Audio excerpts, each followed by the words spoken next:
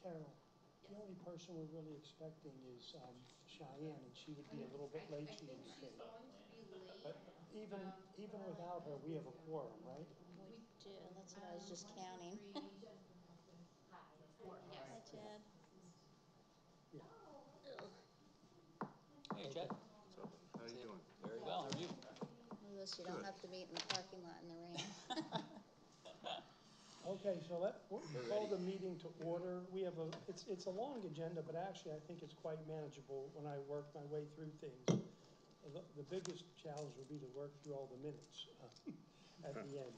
So first we'll call roll and then have the Pledge of Allegiance. So True Germanowski, I'm here. Jennifer Helton. Here. Laura Ray. Here. Do you have the microphone on? No. This one here, I guess. Just one. Oh, Just one. I should have done that. Just one. Put this near Only you. the person that's speaking. Okay, good. Yes. Ann Speark and Tom Carochi neither are here. Alan Johnson here. Cheyenne's not here yet. Kathy McGovern, not here. Janine Bonham, not here. Russ Sutton is here. Winfield Clark. Here. Carol Schneider is here. And Chad Heimbecker Here. is here. Okay. Kathy Gorman is here as well. Oh, okay, Kathy, yes. Briefly. And Okay. can I just say that anybody that's in the audience, if you can sign in, put your name on the paperwork over there so that I know. Okay, thank you. And again, just to remind you, the speaker in the middle is on, but keep the other two off unless you're the one speaking, and then bring it towards you and turn it on. Okay, thank you. Thanks, Chad.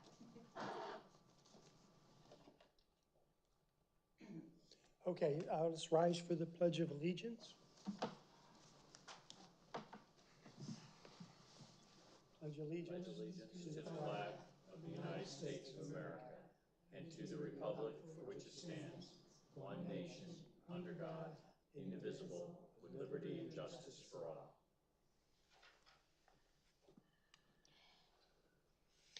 We did not have an executive session, and a non-agenda item I'd like to move up to the top of the agenda.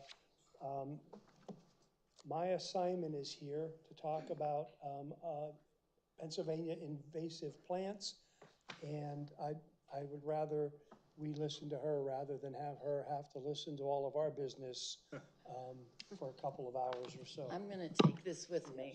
And can I just interrupt for one moment? Yes. Kathy would like to speak. Oh. If she can do that before you. Yeah. No? Okay, yes. I'm Just sorry. quickly, I noticed in the previous meetings that there were discussions regarding specific complaints from people regarding specific properties. I would ask, and you can have conversations regarding things in a general way, but if it is something very specific, I would defer that to zoning, or maybe talk to the resident to communicate that with zoning. I don't want the EAC committee putting themselves in a position where people might think that you're more of an enforcing body, and I don't want to get you guys into that position, and I think it's more appropriate for those conversations to be handled by the zoning department. If there's something that occurs that may be a recommendation in our zoning ordinance, if something should transpire, that would be more of a conversation. I think that would be more in general from your subcommittee, but identifying a specific parcel, specific problem might be more appropriate to be kicked to zoning so they can do the enforcement end of it. Yes. I appreciate that. Thank you. Kathy's here. Thank you.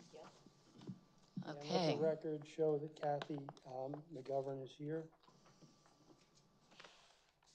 So is this mic on? Yes. So my name is Maya Simon. I'm on the Parks and Recreation Board. I live on Bingen Road over on the Bingen side. And we at Parks and Recreation have taken on a project to identify the invasive plants in the parks. and we don't expect to get that done this summer, but we've put together some technology for identifying them by GPS coordinates. And the plan is that, my hope is that by the end of the summer, we will have covered enough ground that we can extrapolate to the rest of the 150 acres or so and submit a grant request to DCNR. They will pay 80% of the cost of removing invasive plants. And so I just wanted you to know that we're doing this. If any of you guys want to help us, that would be wonderful. Some people think this is an EAC job, and I'm sure it would be if you had fewer things on your plate. But it is clear in the description of Parks and Rec that we are responsible for the vegetation in the parks. And I wanted to just take 1 minute. I've put together this document. It actually has a couple of more pages now.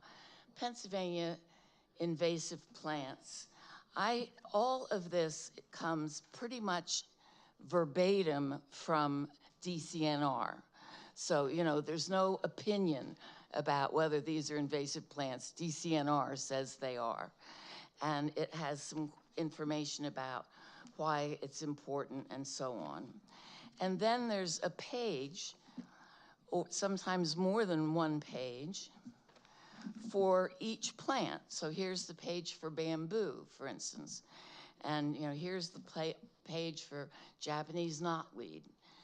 And what I want to ask you is that if you would consider putting this document on the township website and let people know that it's available. It has how to identify them, how to manage them, how to get rid of them. Because the more people who know that we are overrun with multiflora rose and Japanese stiltweed, just for two, then the more likelihood we will be able to be making some headway in reducing that. So that's all I have to say. I have two more things I want to add to this, and then I will send it to you, Drew, if I can have your email address. You can actually email me. Okay. And then you can consider whether or not it's appropriate to put it on the website, because I think that is your purview and not ours. So thank you very much for listening to what I had to say, and we didn't want you to think we were stepping on your toes either with our invasive plant identification project, which I expect will outlive me, but anyway. Thank you so very much. So I will reach out to you to make the email contact. Yep. And then forward to the township the request. Yep. Do you have any questions? Just to add, I'm part of the Saucon Creek watershed, and that could also be. Use the microphone. You need to speak into a microphone.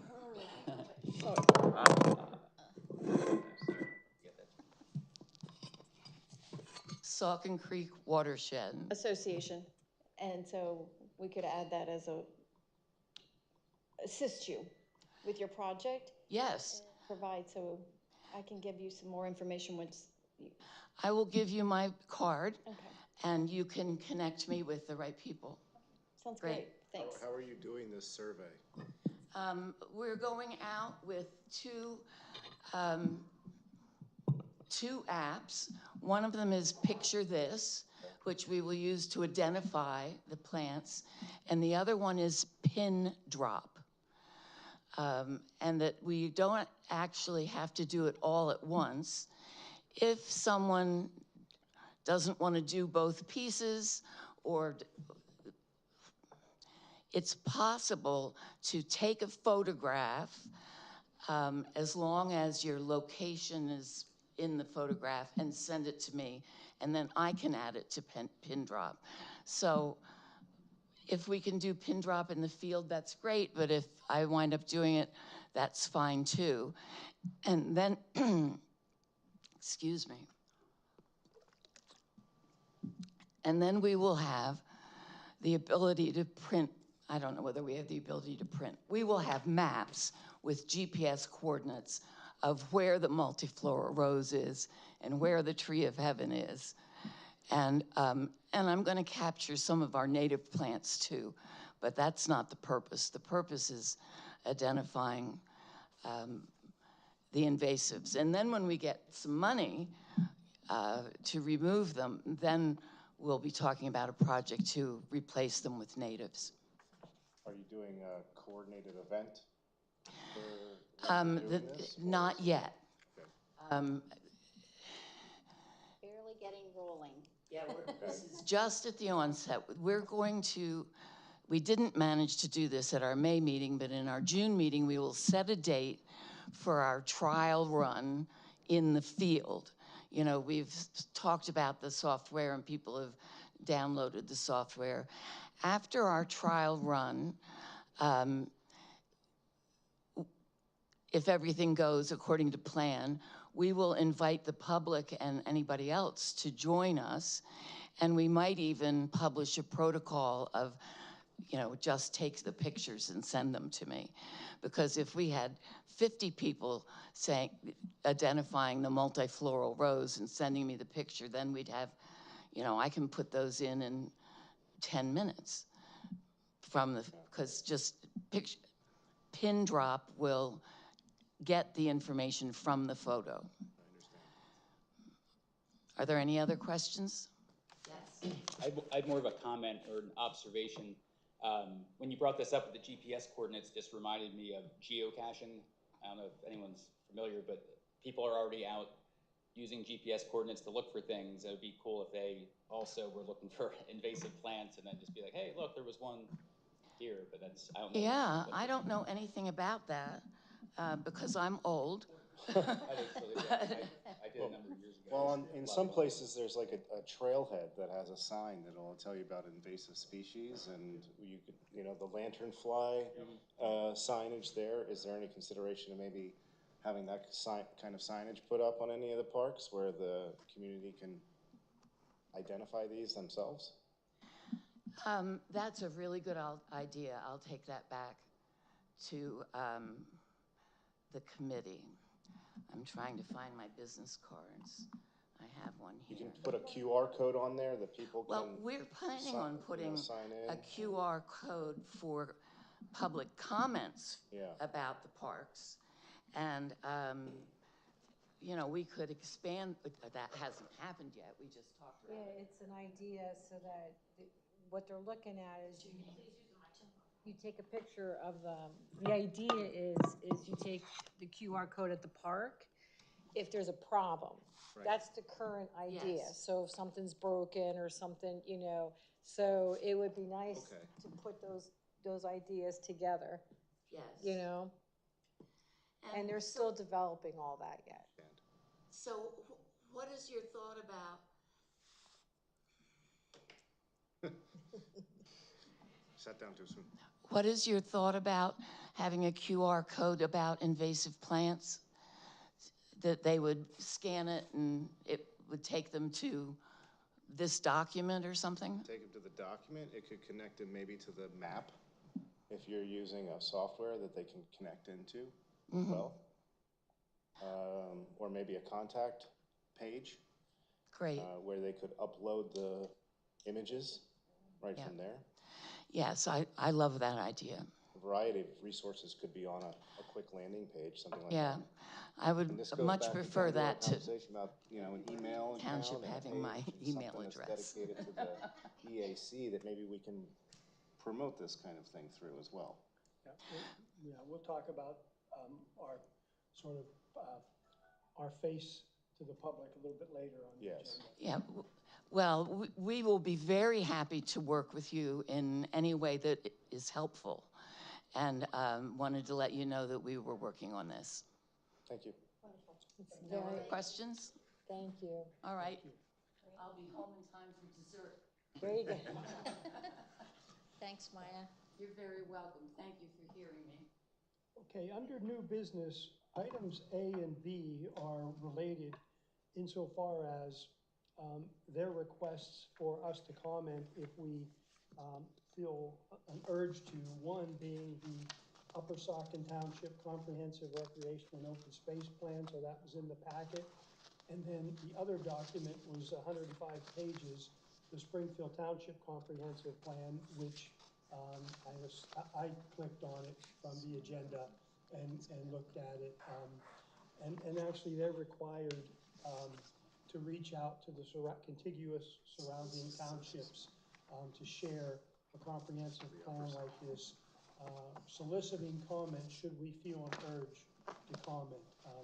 From my standpoint, I thought both sets of these documents were fine and were helpful. So I don't see any need personally to raise an issue to comment on in any negative, from any negative standpoint. Whether it's appropriate for us to reach back to these two groups and say that we thought these plans looked good, whether that's helpful to them or not, I open that possibility for discussion. So I did have a question for that. So they're hard to follow when they're talking about their parcels, you know, and the best I could figure out, they were close to Lower Saucon Township, but they weren't in Lower Saucon. No. You know what I mean?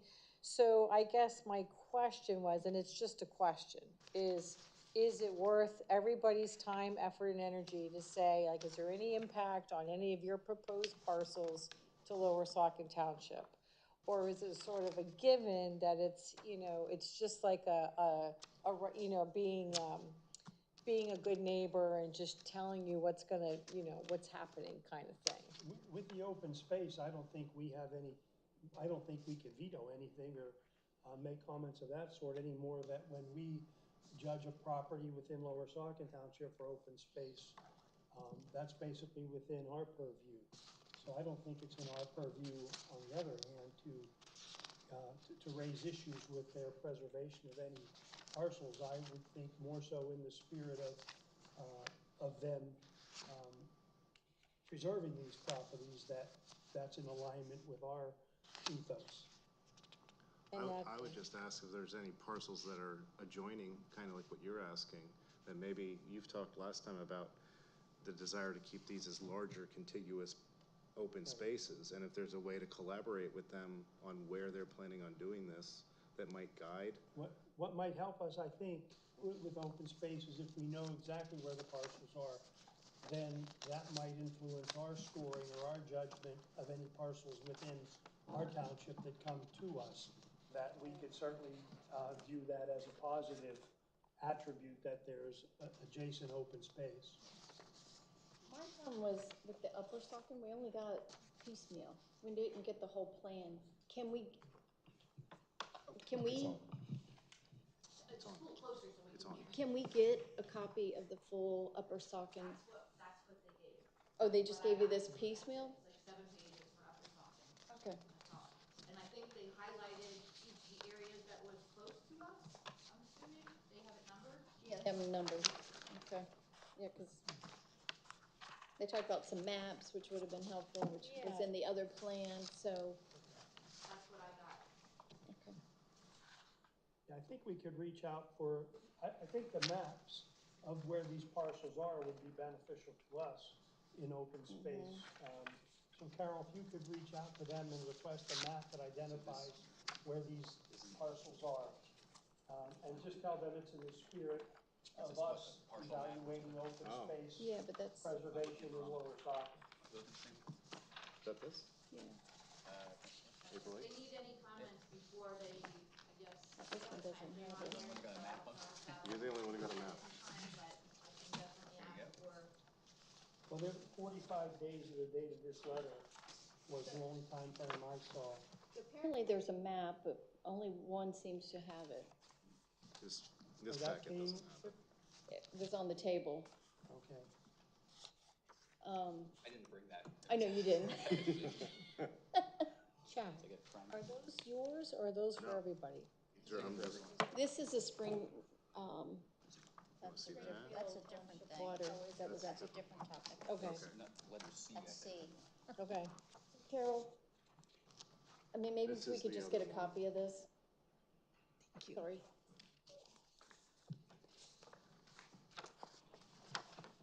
I don't remember if that was in this PDF or not. I I went wasn't. through it. I went I'm not through sure. it too. So it was hard to follow the parcels. Okay.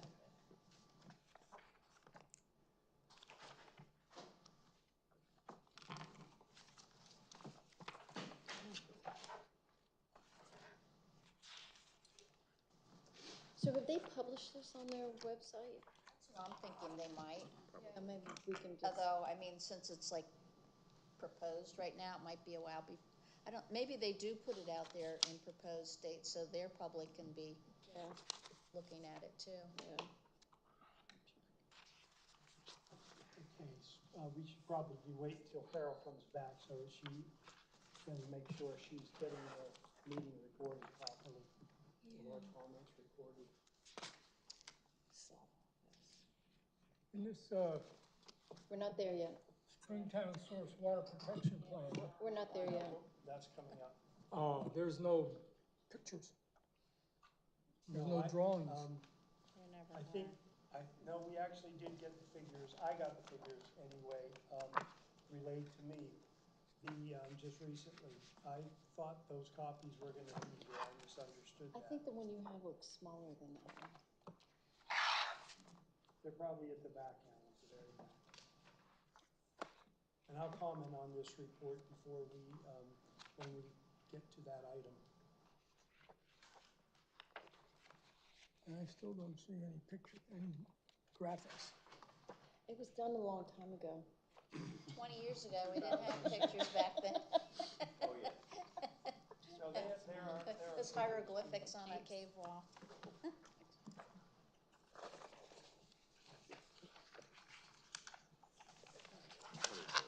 Okay, so, then we can, I'll work with Carol to reach out to these two townships and say that we didn't see any problems or issues with their comprehensive plans. And then move to the next item on the agenda if we're ready for that, which is the Springtown Source Water Protection Plan. Jennifer brought this to our attention last month. And we agreed to put it on the agenda for this month. And back in 2006, the Springfield Township contracted Spot, Stevens, and McCoy, a groundwater and an environmental consulting firm, to develop a Springtown Source Water Protection Plan for their springs and their water supply. The report has been available, and there are copies here. It's available as a PDF, and then I requested the figures because I consider them to be essential. I'll try to give you a brief summary. First of all, some of you may recall, some of you were on the committee, Alan certainly recalls that number of years ago in Laura Ray that I had a student do a thesis and modeled the surface water and groundwater flow in Lower Saucon Township. Spot, Stevens, and McCoy did a similar thing, plus some additional testing for the Springfield Township Springtown source water supply. And their results, their model results, so they modeled the groundwater flow, and their model results, we have overlap with them insofar as a part of Lower Saucon Township extends into that watershed. So my student modeled the groundwater flow basically south of the surface water divide formed by Colberg Hill, if we're familiar with Colberg Hill. It's the ridge that's just north of Springtown. And then it sheds water to the north into the Polk Valley system and Hellertown water supply. So their model results were similar to ours, and I'll keep the comments restricted to the Springtown hydro situation. That ridge is underlain by Precambrian age gneiss, a metamorphic rock. Basically all of the rocks in this watershed and in Lower Saucon Township, none of them have what we would consider to be significant intergranular porosity. Porosity between the crystals in the case of igneous or metamorphic rocks, or between cemented sand grains in a sandstone. All of these rocks rely on fracture porosity to a significant extent. In the metamorphic rocks, it's almost completely fracture porosity that's important. In the carbonate rocks, the limestones that underlie the valley of Springtown and underlie the valleys in Lower Saucon Township, they're underlain by carbonate rocks, dolomite and limestone. They are sedimentary rocks, so in addition to fractures, they have bedding plane partings and bedding plane porosity. And then furthermore, because they're carbonate rocks, they're soluble. So they can have caverns, conduits, and dissolution enhancement of fractures and bedding planes. And so as a rule of thumb, the carbonates are the best aquifers in this area. The other thing I could say about both the township and the Springtown scenario is the models relied on topography quite significantly. The uplands in this whole region are underlain by these Precambrian rocks. They're more resistant to weathering and erosion. So all of the, whether you call them hills or mountains, in Lower Saucon Township are underlain by these metamorphic rocks, including South Mountain to the north here, where Lehigh's located, all the hills in the township, Folkt Hill, Gaffney Hill, Kirchberg, Kohlberg, Church Hill, all of them are underlain by those rocks. So those rocks, being the uplands and being fractured, and have fracture porosity, they're basically the groundwater recharge, significant groundwater recharge zones. Water flows from these uplands into the lowlands, and they are the sources of the springs that that Springtown relies on, in the same way that that Hellertown water supply relies on similar springs on their property. So that's the basic hydrogeologic story. And so we have tonight with us Scott and Amy Douglas, who Amy, as I understand, was on the water board. Scott was on the EAC when this report was commissioned. And so the question that they want to raise for us to consider and discuss was a question of whether we would recommend that Lower Saucon Township sign on to this water supply source protection area. So if you would, Scott, we welcome comments from you to better elaborate on that. Yep. Well, Lorna Yearwood, who is a supervisor in Springfield Township, asked me to come. She sends her regrets. She would be here, but they have a supervisors meeting going on in Springfield tonight, so unfortunately a conflict. But my name is Scott Douglas. I am currently the president of the Cooks Creek Watershed Association, former chairman of the Springfield Township Environmental Advisory Council, and I was on the council when this study was commissioned, and former chairman of the Springfield Township Planning Commission. Now, I understand you're at a figure deficit. I apologize for that. I know it's probably a version issue more than anything else. This study was done a while ago and things have changed. But I have something for you to look at that I think is the key figure of concern. And I got it supersized for you. Beautiful. So what you're looking at is a portion of, the black line is the outline of the Cooks Creek Watershed Association in the area of Springtown. So here's Springtown, here's Polk Valley up here. So, you know, here's Hellertown, so you get an idea of where you're at.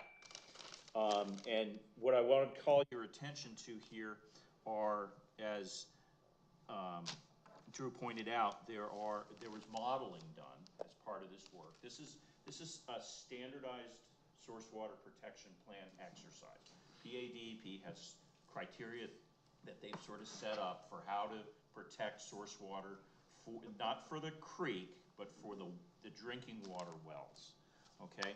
And so this is a very standardized study.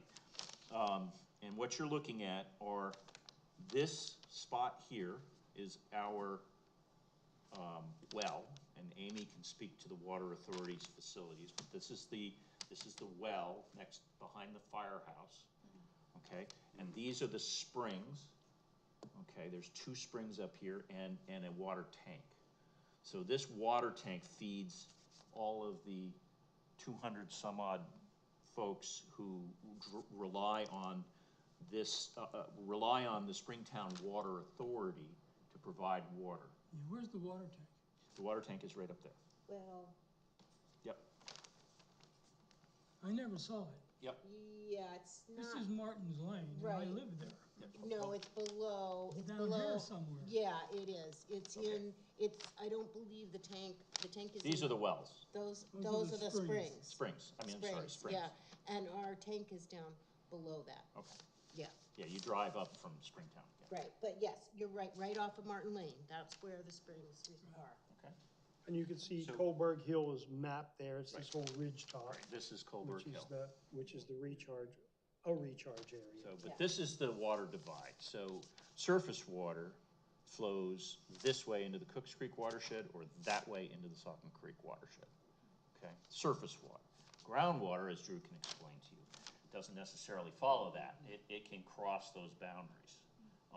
And so then that's what you're seeing right there. But, okay, so what do the colors mean? Well, the way that PADP has you do this is you set up 3 different zones around your source. A zone 1, a zone 2, and a zone 3. And those 3 zones are based on their ability to influence what's going on in that well. So what you want to know is, where is the water coming from that gets drawn into the well or comes up in the spring? Well, one goes one way, one goes the other, right? So what you want to know is what is that zone of influence? So there's a cone of depression around a well. So if you draw on a well, it sucks the groundwater table down into a cone to go into the well and then gets pumped out, right? Springs kind of work the opposite way, but it's a similar principle. Jump in if I start saying things that offend you, because I'm not a groundwater hydrologist. And then, so what they do is they say, okay, this red zone right immediately around the draw, so whether it's a spring in this case or a well in this case, they call that zone 1. That's the most critical zone. That's if you spill something in that water, it's going in the well. Then there's a zone 2, which is a little bit more influenced by what goes on immediately around it. So if you've got things going on where water is being transported on the surface and then might infiltrate in that immediate area, that's the zone 2. And then zone 3 is everything that the hydrogeologist believes would eventually work that way. So it's the aquifer under which it's being drawn, or in the case of springs, coming from. So, And those springs actually are still in the Precambrian age metamorphic rocks. yeah, They're that's a they are still question mapped in that's there. probably addressed. I don't No, know it- the answer yeah, to that. no, no, I'm Okay, telling you know. it is, Okay, yeah. good, okay. Yeah. I didn't want to. So that recharge area there is the direct source of the spring flow. Yeah. And, Everything and, moves in and that as well as these upland areas feed the carbonate aquifers as well. Your well, which is located further down topographic gradient, is likely also fed by the same recharge area, which is in Lower Saucon Township. So what you, Where's Lower Saucon Township? That's what I thought. Like up Okay, here? that's what I right, thought. yeah, here's the line, here's the Bucks County Oh, line, okay. right here. Yeah, okay. Right? So, yeah, don't get confused by the watershed line, and then the model lines, and then where the township line is right here. So this is Springfield, and this is Lower Saucon. Yeah. So you've got quite a bit of, area here. Yeah. Yeah, see, this is a line for Northampton. Right. And I'm it's- just thinking of all the people in Lower Saucon Township that have wells. That's why I'm clarifying, because I see Polk Valley from here, but you've got that whole Wassergass area, that's all. Yeah, but that's draining All to, those that's draining to people. Polk Valley there, though. Right, and everyone outside of the village is On on private wells also. It is only the village of Springtown. We only have 236 metered users on our water authority. The water, it was created back at the end of the 1800s because the water here in town had been contaminated by septic. so that there was a private water system set up, which has evolved over time, et cetera, and is now currently the Springtown Water Authority. So this, everyone outside of this village is on wells also, yes. But these people rely on this, the water authority for their drinking water. And this is especially, this spring is completely in in Lower Saucon. And I was looking at the figures from the past couple of years, and 2023 for the fiscal for the calendar year, we drew over 11 million gallons from our springs was what was used, versus only 900,000 from the well. This year through the March, we've used the well 0. All of our water, drinking water, has come from those springs. And if you look at 2022, it was very similar, about 13 million, I'm sorry, I just might have messed up my numbers, but 13 million, 12 million of which came from the springs, 1 million from the well. So we really depend on those springs as the main source of the water that we're using for drinking water in Springtown. So what we did in Springfield Township when we got this study back, let me call your attention to what these are considered potential sources of contamination. Mm-hmm. So they were identified in the report as places that we should reach out to and talk to about the fact that let them know they're in a water area, draw area, and that they should take particular attention to any time that something gets spilled, or be careful of what they're doing, that they could influence their neighbors in ways that they didn't anticipate. Do you know if that was done? Mm-hmm. Yep, it was. There was a whole outreach program that the township did. We sent flyers around. We talked to all these people back then. Have you identified any sources of contamination in this area? No. Have you, I imagine you test your water. Yes. That's an Amy question, yeah. Have you found any contaminants that you're concerned about from that spring? Not at all, not at all. Not at this point. We'd like to keep it that way. Well, see, and that's this the whole thing. area is wooded up there, which is, No, it's not all wooded. well, not all wooded. It's a lot of farmland. There's, and homes with septic systems. which is, just these houses here, but I mean, Well, a fair how about amount all of this these up area here? is, Over yeah, here. yeah. And this stream here, the headwaters of this stream is a big wet area up in here. And fortunately, there's not too many houses around there. There's a couple. But Yeah, we test our That water water- daily. well, what I'm saying is, you want us to agree to something. No. Let's not get ahead of ourselves. I'll tell you what we're Okay, looking for. all right. Because I don't think we should agree to too much with all of our people living here, all of whom have pollution sources. Yeah, And this is think we your need to most listen. important source of water. I think we need to finish the discussion. Yeah. I don't think we have enough. So what Springfield Township did, when I was on the planning commission, we adopted this plan by ordinance, or by reference into the ordinance. So there's a separate standalone part of our zoning ordinance that says that this plan, it was accepted and adopted by Springfield Township.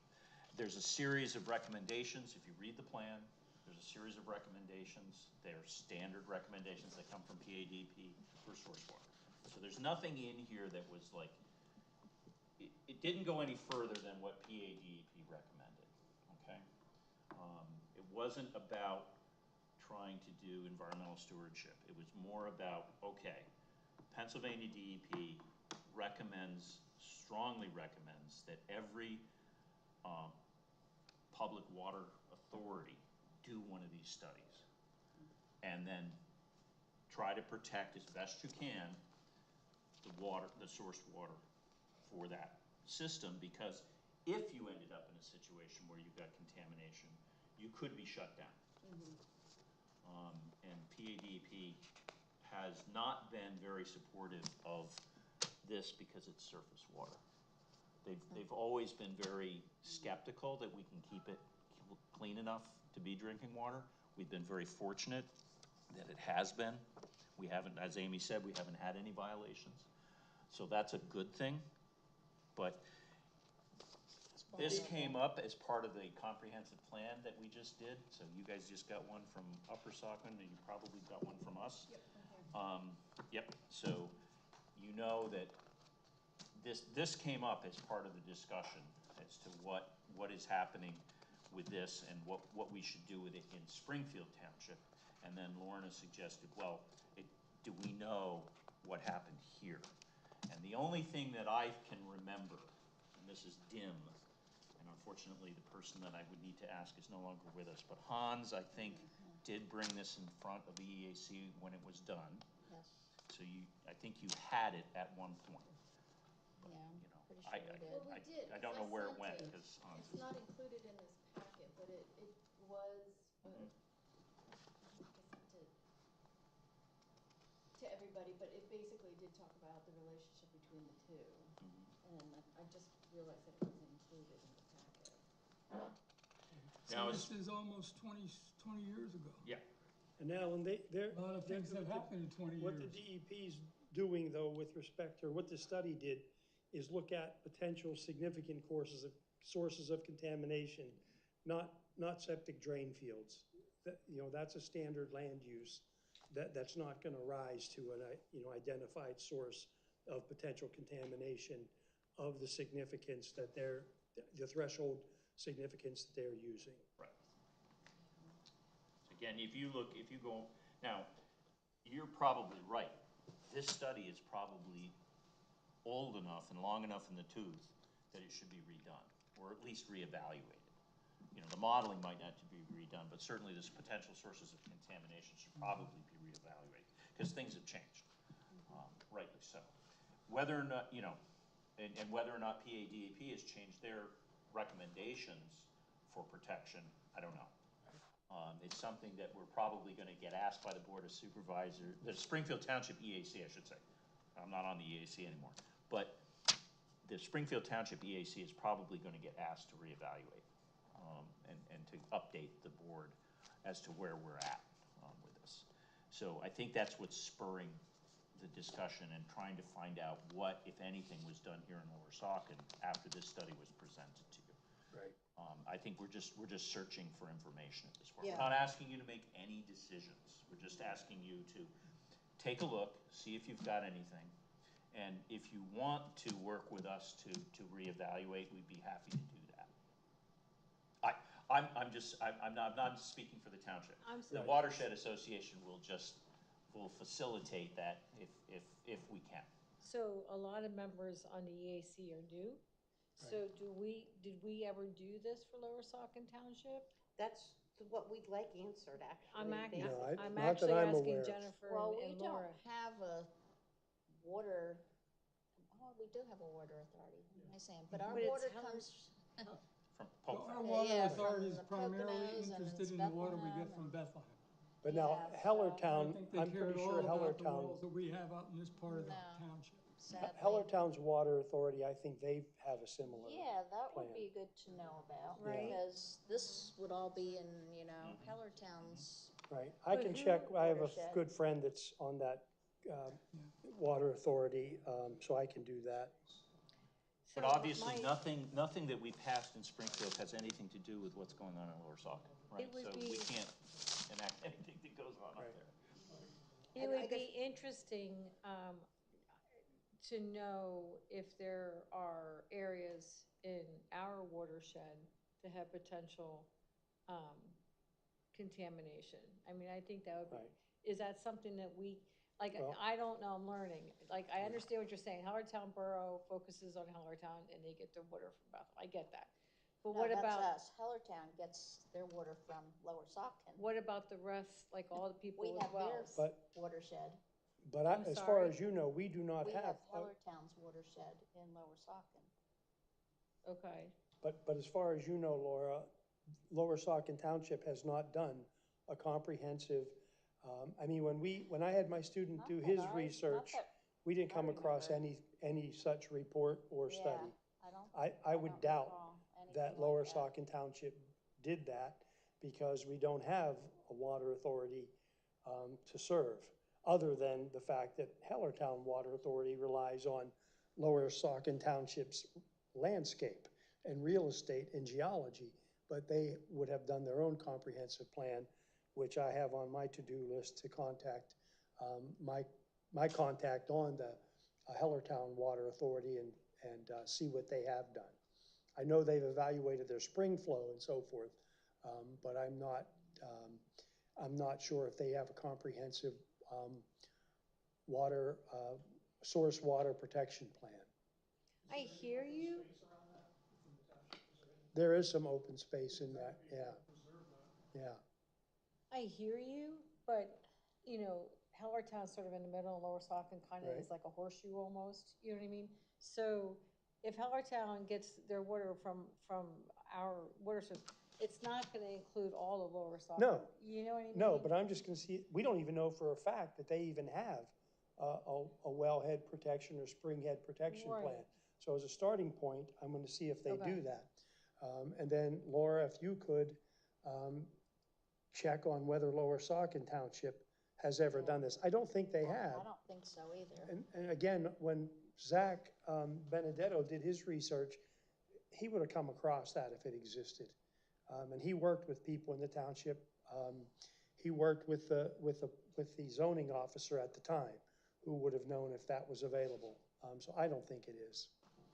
And what I'm saying about Lower Saucon is, and the same thing with Springtown, because they have public water supply, that's a natural impetus for them to conduct such a study. In the case of Lower Saucon, they're not driven to do such a thing other than for the good of the citizens of the township. I'm not suggesting it shouldn't be done. I'm just saying, I don't believe it has been I done. don't either. Right, And because you're saying your water that draws, the water authority here draws from Bethlehem. Most of it. Yeah, like up Or up private the wells. nose, yeah. That's where I'm getting hung up, 'cause there's a So- lot of Our private water wells. authority draws from Bethlehem.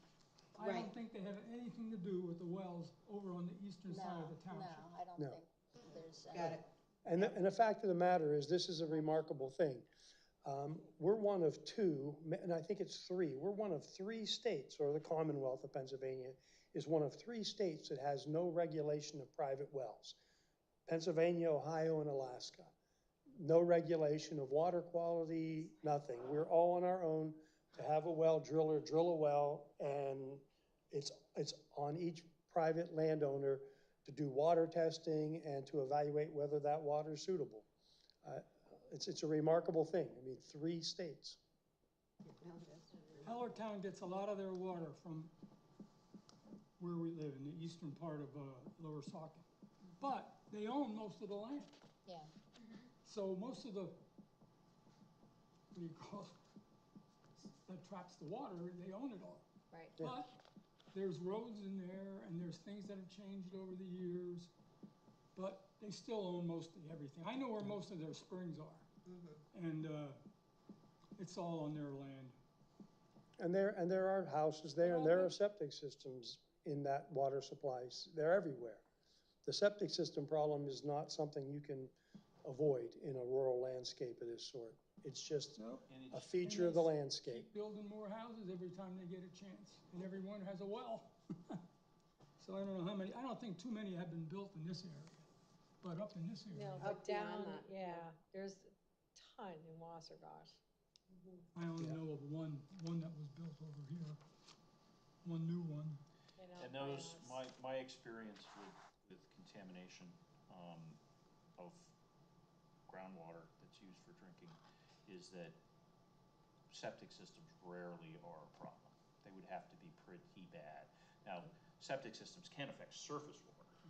That's more of an issue if they're not properly installed or maintained. But affecting groundwater, usually, I mean, they're designed to evaporate water out. A lot of people think they're recharge, but they're not. They mostly always have nitrate impact, so the nutrient impact. But is, usually to surface water, Yeah. it's rare. Now, farms, on the other hand, can affect the nitrates in groundwater. And we do have places in the Cooks Creek watershed where we've found groundwater contamination, nitrate contamination, that from old agricultural practices, not modern. Right, it's the tilling, yeah. So, okay, So can I ask some questions then? How does, if this says, you know, I'm looking at this zone one, this is zone one, right? Yeah, they're, And it's talking about, Right. you know, requesting or requiring a range from 100 to 400 feet surrounding the zone that's maintained in a natural state void of potential sources of contamination. What So- qualifies as a source of contamination? Are we agreeing that a house with a septic tank is not a source of contamination? well, Or it could be? it could It be, could but be, so- that's not the way that these things usually go. Okay, so Like what you don't is start the implication for that then for the township residents who are within that? Within zone one, which is the red area, Yeah, there isn't anybody there. there's no houses no or houses. anything? Yeah, there's some, There might be there's one. I over mean, there. well, I'm just Yeah, making, you know, I mean, what would be And the this is all implications? farmland. Again, that's up to you. That's up to how you wanna handle it, okay? I don't think there's anything in here. What bothers me is if there's a problem, it's our residents that have to pay for it. Well, It's that- always been that way, this- and this- you guys have been lucky over the Yeah, years. exactly, True. But I don't think that this is not about enforcement, okay? This is about recommendation, and suggestion at first. I mean, obviously, what would be ideal is what Hellertown did. They bought up all the property around their well, problem solved. They don't have to worry about it, right? It would be great if you guys could preserve, if you looked at your, you know, I heard you talking about open space. If you preserve open space as you know, around this area and working your way out in that area, that should be on your evaluation criteria. It should count for something Oh, yeah, that it you're. does. Is that on the open space? The springs Side that, of We do I have don't, some, we do have some I'd have to go up property there and here. look. reserved. I've never looked at it for that. You guys have never done a wetland evaluation around your springs, have you? I mean, I'm assuming there are wetlands up there. Oh, yeah, there's yeah, big wetlands right above your spring. and we looked at some open space properties I know up where there you're a few at. years ago. Have- And not there are that I'm wetlands aware and of, springs, they're there. The watershed protection plan for Cooks Creek might have those wetlands identified. I'd have to look. It's been a while since I looked at those maps and see whether or not that's been delineated. Because there was a lot of wetlands delineation done back 20 years ago when we did the watershed protection plan. A lot of those private properties, there are wetlands and springs there. When we've been asked to look at them, they jump right off. They're obvious. Yeah, usually those spring ones No are. surprise, you know, so.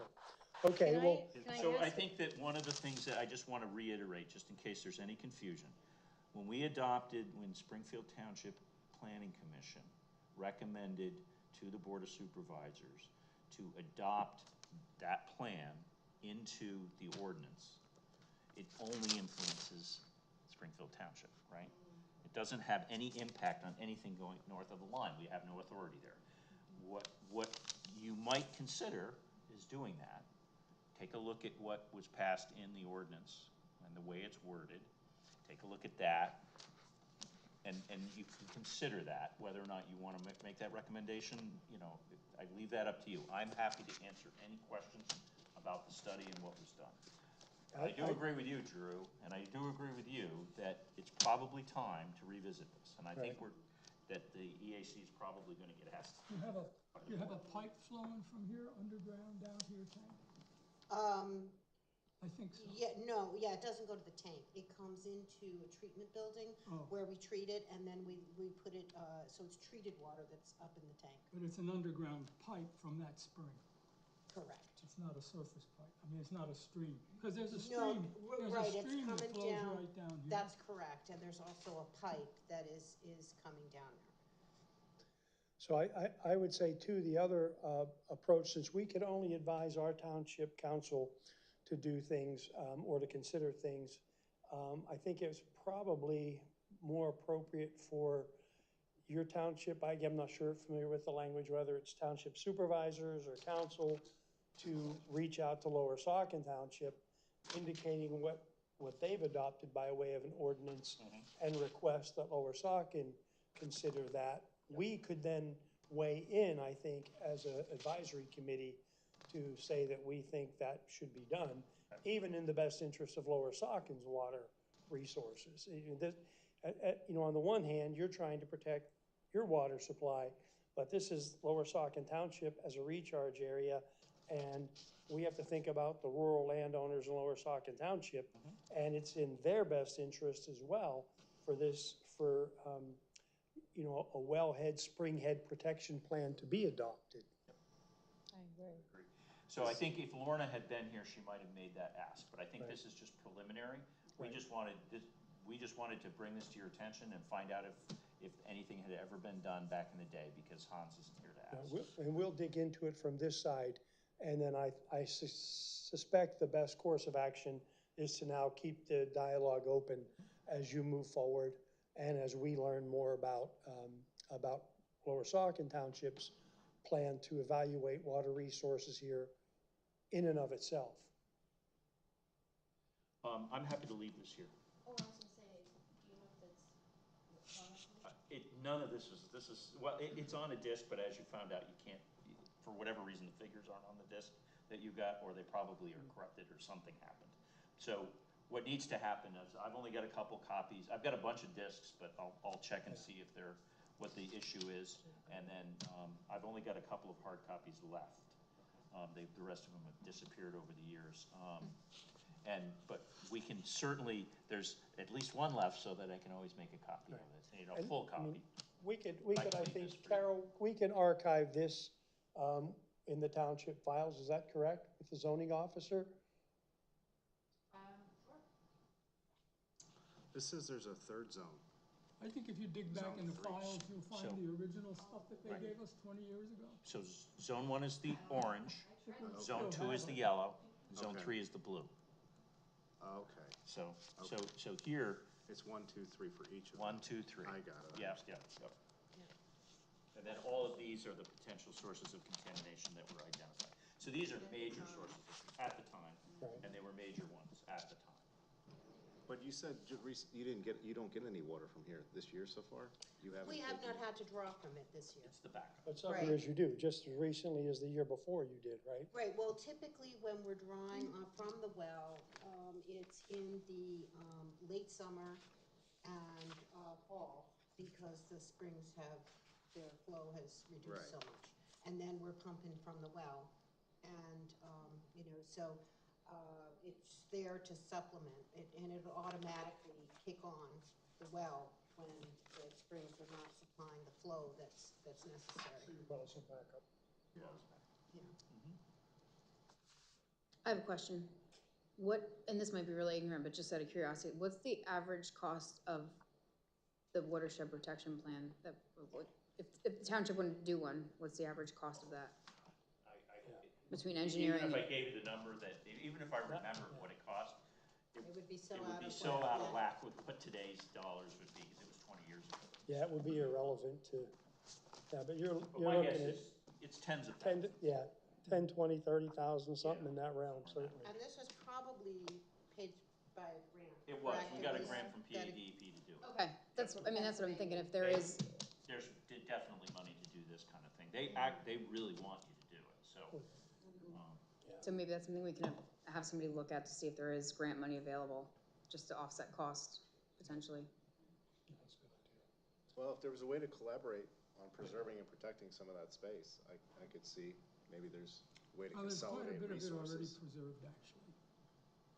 If it's wetlands, is it worth spending the money to preserve it, or like how wet, I guess would be my question, how wet is it? Do you think it's something that could be developed at some point, or is it worth leaving it as Boy, is? most of them, well, the flip side is we've all seen remarkable development of places that should be too wet to be developed. The Meadowlands? I mean, it's, so. I'd be curious to actually see what the parcels look But like. one thing that has been useful to us as a open space subcommittee was the fact that we recognize the value of wetlands and groundwater and surface water systems.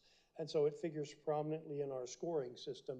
And so those features alone have pretty much tipped the balance to any property we've looked at. When there are significant hydrologic features, we've never failed to recommend that those sites be preserved. Oh, okay. In some cases, landowners change their mind. In many cases, they preserve the properties.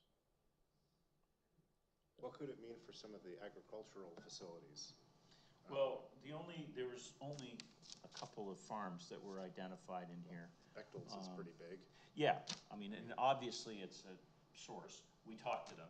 They're aware of where they are and the importance of doing things. So, you know, what they actually did, there's no enforcement teeth to this at all. It's their recommendations. That's the way And that that's the another board thing. adopted. Our zoning for this area allows people to have animals. Yeah. So many animals per acre, you know, of the land they own. Right now, as far as I know, nobody has any animals, except maybe a couple chickens or something like that. But I think the concern is there's a lot of small activities. One could open a garage in a place like this, and right away they have degreasing agents and things that are fundamental, significant sources of groundwater contamination. Again, Alan, the DEP is not going to start identifying individual on-lot sewage treatment facilities as a source of contamination. No, that's not what this. The state would be painted red.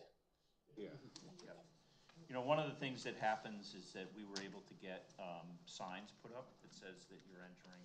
I don't think those signs are even still up, but there used to be one as you came down the hill towards the firehouse that said you are entering a source water protection area. Please report all spills, and they I put think the truck DEP's must have number. taken that out. Yeah, so, you know, we had a bunch of those signs put up at one point. You know, again, that was a long time ago, and I'm no longer on the EAC. I should probably, you know, talk to them about getting that done. But like I said, this was identified as something in the comprehensive plan rewrite, so my guess is that's why it's coming up around again. And, you know, some of us will be involved. I'm just here because I'm the only one left who was on the board at the time and remembers what happened. That's why. Well, thank you. Then if you'll donate this to our township I will. files, that would be fabulous, and Yep. we could do that, and then do a little bit of sleuthing on our own to see what's possible. Yep, Okay. and, you know, if indeed the board asks the EAC to update that, to evaluate and update the current status, we'll probably be back and ask you to collaborate, just like I think Ponds did at the time that we did the first one. And again, as usual, when trying to get state grant money, the more townships that are being served, Absolutely. the stronger the proposal becomes. So it becomes mutually beneficial to be cooperative on And the something like Watershed that. Association, I can tell you, as the president, would be more than happy to give a letter of support to any additional work that gets done in this area. Yeah. Happy to. I would expect this committee to be supportive of those requests, so. Does the township have a way to scan that to make it into a, this, no, this is too large. Take it to. I might be able to, wait, let me find out what's going on with those discs and see if there's PDFs that are scalable. my printer, that's what they do, they print out blueprints and copy. I think Hanover can do it, they have a printer large Yeah. enough, but we don't. Okay. Yeah. Let me know. Thank you. Print it up and just that way Thank it's you. easy. Thank you very much. Look at it. Thank Yep. you. Okay, moving on with the agenda, this brings us to item D, the open space subcommittee motion. There were materials in the packet, I hope everybody took note of that, that basically points out to us that Resolution 33, 2024 basically terminated the short-lived open space committee established previously by Resolution 36, 2023. And this letter from Kathy indicated that it is within our purview to reconvene a subcommittee of this committee to serve as an open space committee. We discussed it in reasonable length last meeting. However, one bit of new information that came to light, several of us stepped forward to serve on this, is something that we were probably in violation of for years and years, is that only 2 of these subcommittee members can be voting members of this committee. So to that end, what I would recommend is that I chair this open space subcommittee because of my experience doing that, and with respect to evaluating the natural features. Jennifer expressed a strong interest. I would suggest that as vice chair, she be the other voting member. Cheyenne, I would think might be useful to have you, we can have an alternate member that's a voting member whereby, say if myself or Jennifer couldn't participate, that you could be a substitute for one or the other of us. And then what we would have to do is recruit another member, a non-voting member of our committee to do that. And Russell's interested? Did somebody else? Oh, did you already? Yeah. I don't remember So the names. what It's I two do and not two? think, well, I don't think there's any limitation for us not to have two non-voting associate members. We had non-voting associate members before. Where this becomes sensible is when we're trying to, see, we have to keep in mind that when someone puts their property forward for evaluation, we can't just show up and evaluate their property. I always would coordinate with the landowner for a convenient time. And so then trying to find a mutually convenient time between the subcommittee members, the landowner, makes everything a little bit more challenging. So if we had two associate members serving on this subcommittee, it's going to facilitate getting three people. We have to have a minimum of three people out onto a site to evaluate it. And I'm retired too, so my schedule's. Yeah. So I don't know if this is something we need to vote on. I suppose we do. But just to make sure we're complete, I would move that the committee be constituted with me as chair, Jennifer as a voting member, Cheyenne as a alternate voting member, and then Russell and Kathy as associate members. Do I have a second? I'll second. All in favor? Aye. Aye. Okay, and so what we will do, okay, this raises another important point. And now I have to rely on Carol and Laura Ray, some institutional memory as best possible. Are there properties pending evaluation?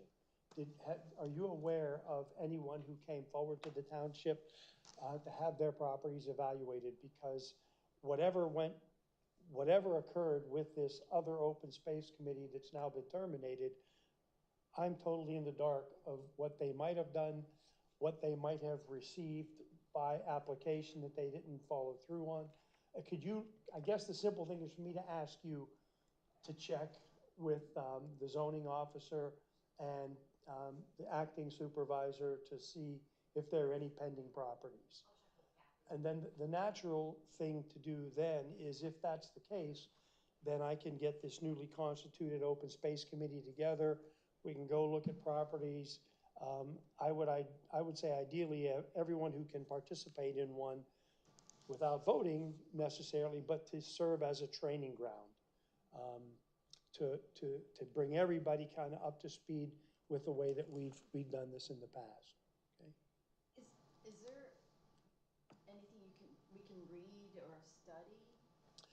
Not that I know of. There are the old open space guidelines at the sort of regional or state scale. Yeah. But ours, we had our own list of criteria, as every every open space committee seems to do. So we do have the criteria in the scoring sheet. Carol, if I would ask you then please to email everyone on the committee copies of our recent scoring sheet that preceded the establishment of the other committee. Because it was very shortly before we were dissolved that we had updated the scoring sheet. Yeah, so I think that should be the working document, because that came through with our group discussing it, and in fact with some outside advice even. Okay, great. And then this would bring us to you, Laura, the 2024 annual monitoring report for the Seaford Ray Conservation Easement. Maybe it would be helpful to bring us up to speed with why we received this report and what we're supposed to do with I it. have no idea why it's in the packet. So the property was preserved, and it probably doesn't tell you a year, quite a while ago. 10 years ago, 12 years ago, I don't remember. And we've never had this at an EAC Never meeting. had an inspection? Huh? Never had an inspection? Oh, every year they come, but we never had it in our EAC packet, so. Now, do they do this for all the properties? Well, so that's why it made me think. So Heritage Conservancy is the third party on the easement. So part of them being third party is that they do come and inspect the property every year. And they make sure, I always joke that, you know, Wawa didn't get built there, you know, in the year and ruined the easement. So that's made me think about, you know, we've learned since then that we have a bunch of properties that have conservation easements where third parties weren't put on these easements. And I think we should maybe get an inventory of what that is and maybe do some consultation with, I know we have a guy from Heritage that's like a legal consultant to help us. Maybe he could give us some advice as to whether there's a way to remedy that, or if we can look at the paperwork that we have on the easements, maybe the township itself is able to do some sort of monitoring. I would imagine there should be something. So I think we should look into that. Like I said, I don't know how many we have that are monitored versus not monitored, but I know we have that. Is the Heritage Conservation always a third party with? No, it could be anybody. It could be, yeah, any Well, the other, one is the big one up in Allentown. say the name, Wildlands, Wildlands maybe, Conservancy. like Mass. And there's There's another Land Trust or something. I don't think we've ever done anything with wildlands, though. Yeah, They maybe, tend to be the sole, as far as I'm aware, or they might partner with another big agency, but they've never, as far as I know, been involved with any of our open space. I think we have at least agree one. with And what that- you're saying, is that we do need to look through that. And we should. I hate to get into saying, oh, but I have a piece, part of my property is an easement, and I did talk to the zoning manager, and he was like, oh, this is a big problem. And I have not been able to get it resolved with everything that has changed. I didn't pursue it, so it would be great, because that's a big deal for a property owner not to know they have an easement and the limitations with it. Right, definitely. I So- would motion that we do an inventory. Well, we don't have to do, I mean, the information exists here in the township, so I guess that we request that somebody gather that together and we can have a list of what do we have where we have a third party on the easements, what do we have where it isn't, and if it isn't, maybe it'd be nice to have somebody look at that paperwork and see, you know, do we have any ability to have the zoning officer go out and look at the properties, or I don't know. Because we don't really, once we do easements, we're not reading the contracts here at EAC. That's like kind of past us. Isn't it the third party's responsibility though? Because if there's a property that trades, and let's say they take apart, like if there's multiple parcels and if they take one out, that goes back to that third party then, later on. So at what point are we kind of like overstepping? No, what she's saying is they're missing the third party. They don't have a third They don't party have on the easement. It's just between township and whoever. Well, So if I basically- remember correctly, those third parties are paid to Yeah, do these monitors. So that would be part of the contract if you know, if it was there, Right. if it wasn't. I mean, It Right, strikes me it's as useful, though, to us, if we just knew the inventory, right. just to have an To inventory. see So- what we have So and then, basically, we would request from our zoning officer, who I would think would have access to these records. Better do it today. well, we will have somebody. The records aren't going with the guy, so. You know something, I don't, Oh, the zoning officer resigned as of tomorrow, oh, so good. we will have, yeah, good. more fun. So, and then I also noticed on this, what caught my attention is, this report that came into Lower Saucon talks about 12.99 acres. Well, there's the other part that's in Bucks County, Springfield Township of this. So I'm wondering if they probably get their own report out of this as well, because there was more than 12.99 acres. So that was interesting to see. But like I said, we've never had this come to EAC before because there's,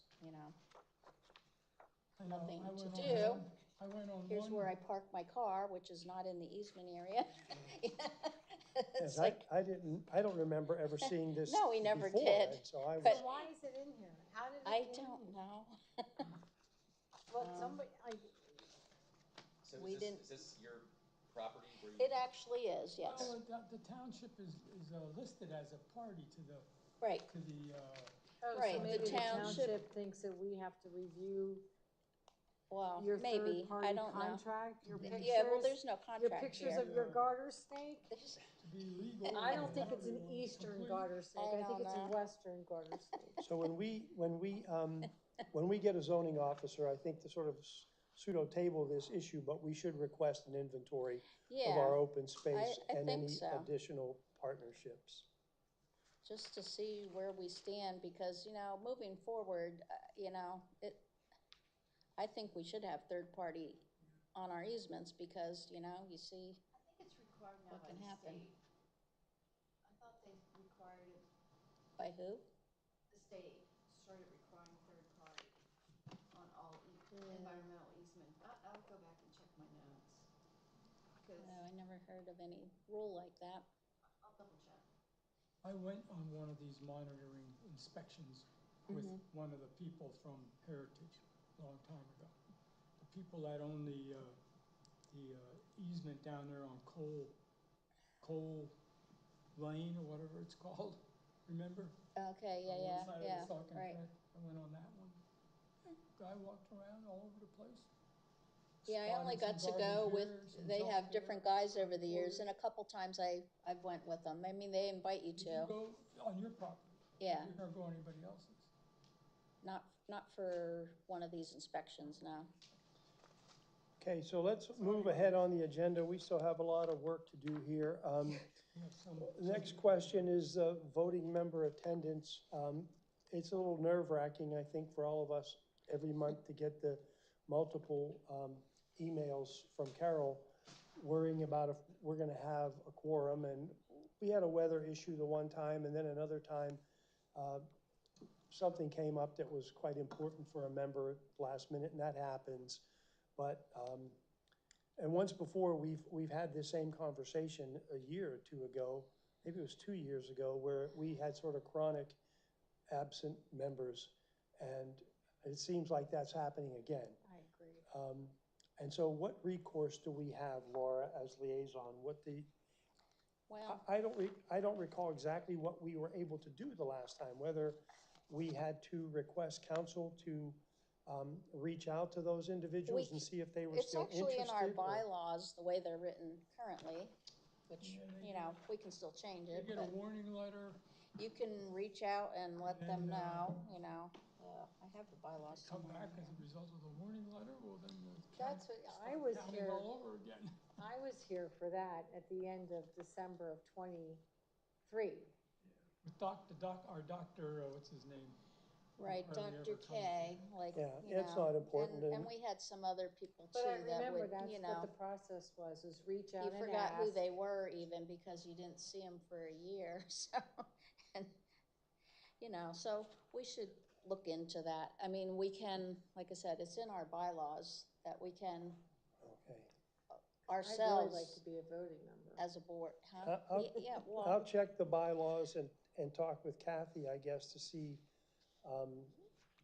what the appropriate procedures are and then move forward. But the difference though, at the end of December, was those people's terms were up.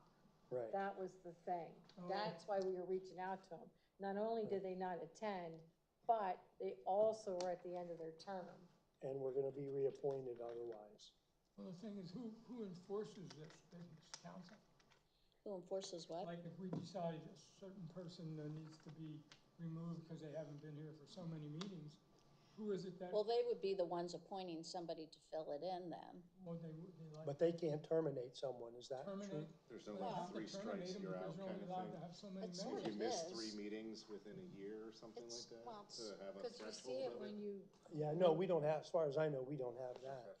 What about enabling, you know, It's online adjusted. access? We've done that before when somebody, I believe you weren't here one Yeah, time. I've and done that. So we had a call-in where we were still able to have a But quorum. that was at my request, virtually. so, People as a would have member, to ask for it, you we're know, not yeah, gonna. I requested beg. it as a member to, But maybe that'll help alleviate some of the issues if we yeah, enable it. let's just first look into what the existing bylaws say. Bylaws say, if I may. Yes, please, Good, I'm glad you found your copy. Jennifer, use the, or that big one, just rotate the one in the center of the table right. too. That's as far as it goes. look like Howard Stern. We're having a podcast.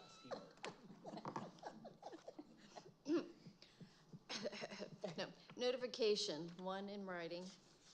Include the summary of the members or associates' attendance record. 3, request a person to reply in writing within 20 calendar days or appear in person to the next regular EAC meeting, or if it otherwise occurs sooner.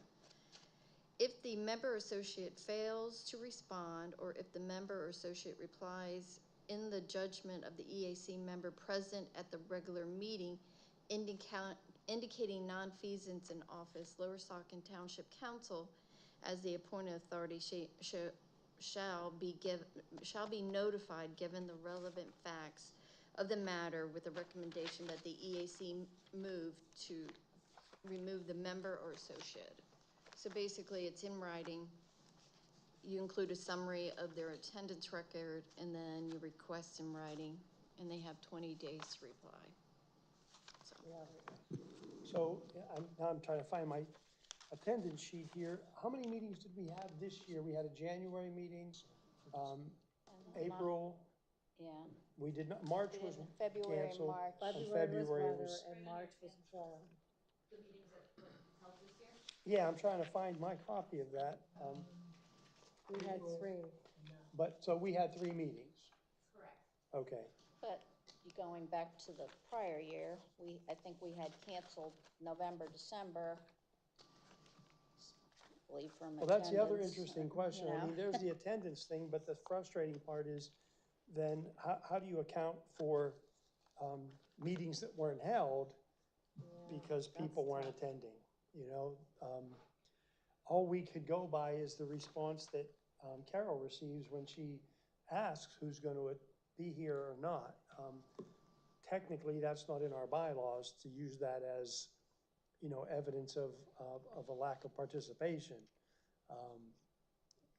So that's kind of a challenge. Yeah. But There's you know- 7 voting members, Yeah, and you require 5 to have oh, quorum. 4 for a Four. quorum, yeah, 4. Yeah. I don't think it's inappropriate, though, to send a letter and say, are you still interested in being an active member? I mean, I don't, you know, whether we've met or not met, you're asking the question. Right, well, in this, I'm pretty certain, and Carol can correct me, but I'm pretty certain that, you know, 2 individuals who haven't, I don't think they've attended any meeting this year and didn't respond affirmative that they were going to attend. At least I didn't see a response that said that they were going to attend, but of course, someone can communicate directly with you without replying to all. And simply, and that's normally what I do, I simply tell you, I don't bother everybody else with whether I'm gonna be here or not. And so, at any rate, I think it would be appropriate to send a letter. Someone wanna make a motion that we send a letter to 2 individuals? Do we have a second? Second. All in favor? Aye. Who was the second? Sorry. Kathy?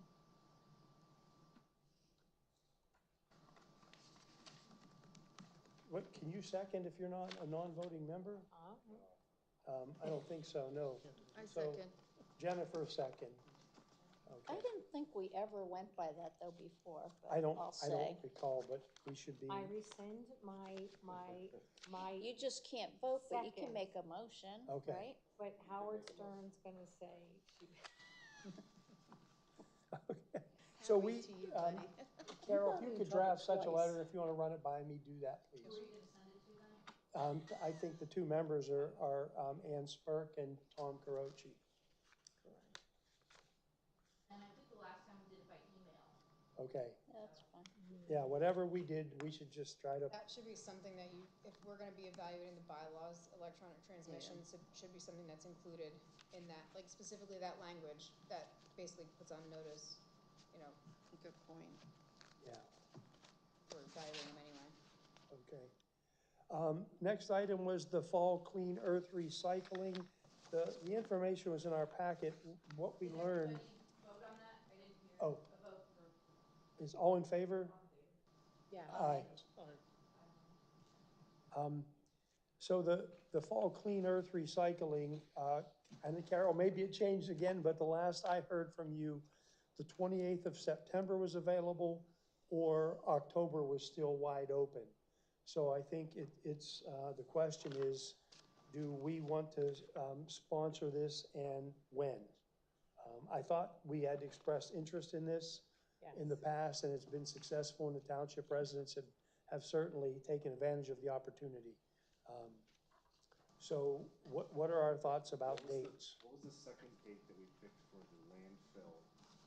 That's in there. That's June 1st. October The 5th, first, I thought. Yeah. October 15th, I think, was the Fifth. Oh, October date. 15th? Yeah, wasn't it? The What was it, 5th, I I'm thought? sorry. It says the 5th on our, The Okay. 5th, right?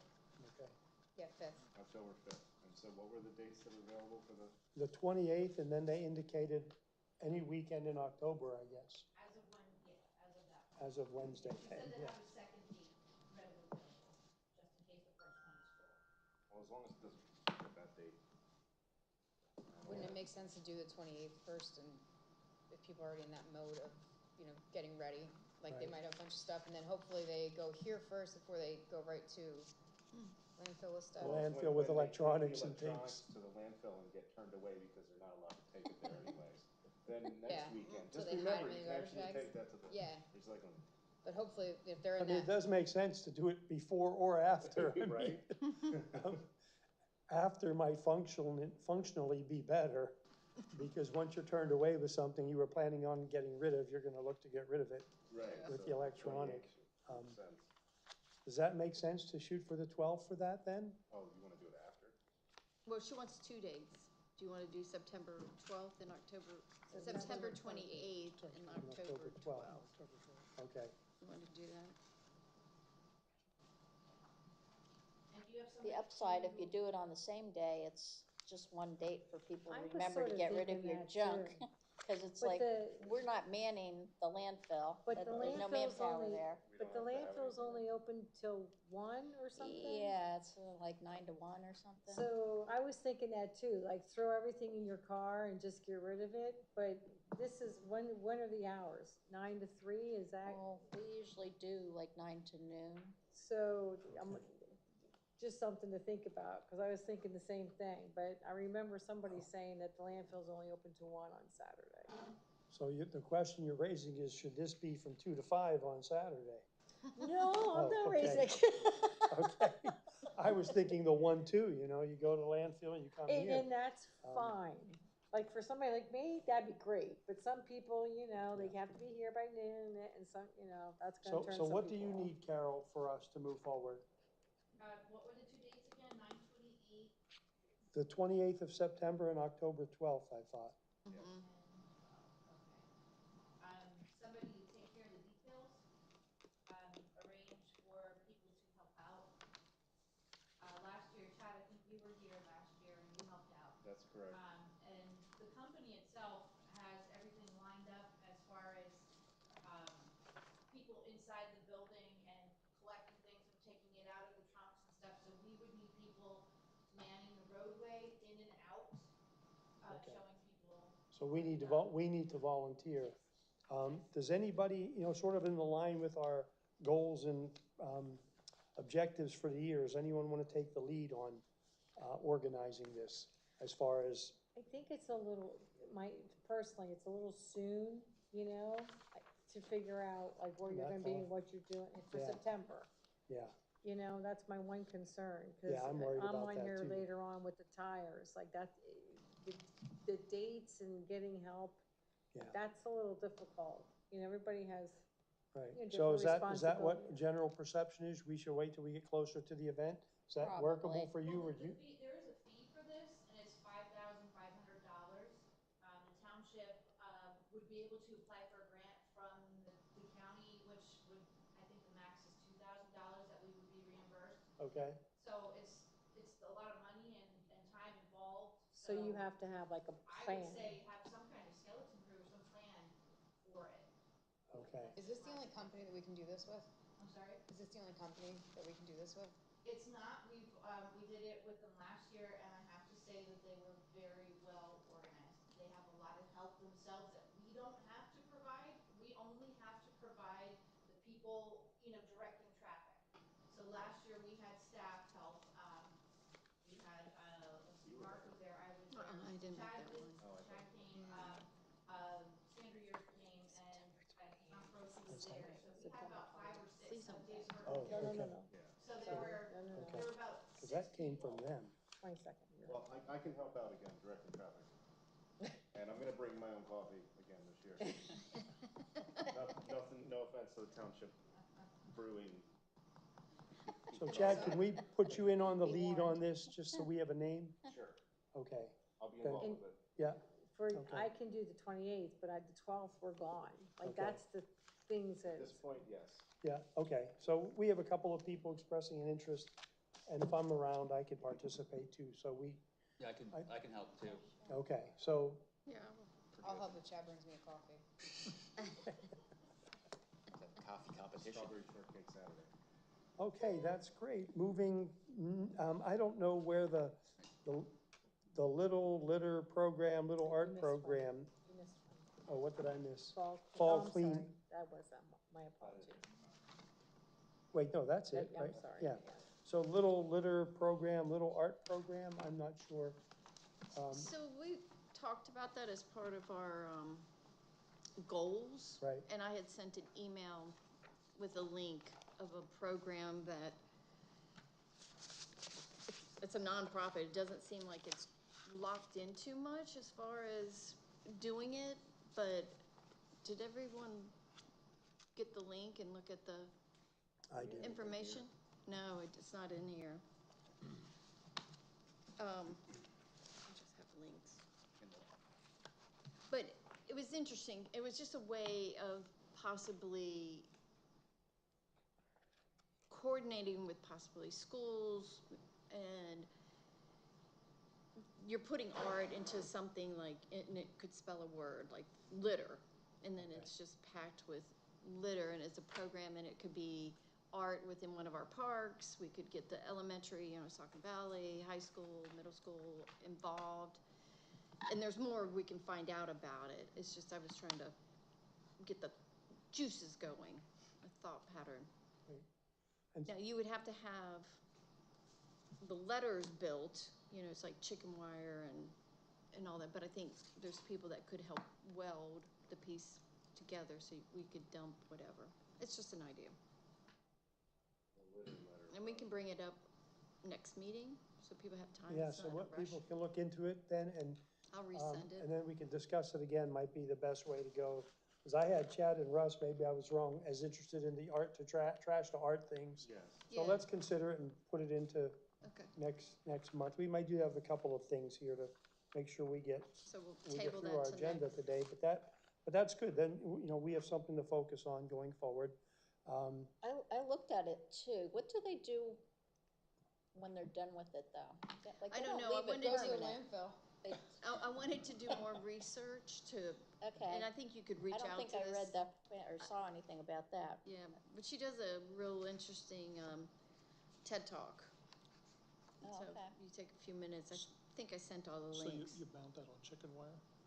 Yeah, like they did letters, like when she Right. first did it, and then it just grew, but they're all over the, Just have like a phrase. yeah, Oh, like okay. care. It's actually built like a cage. It's not Right. rebar, but it's metal Right. thinner.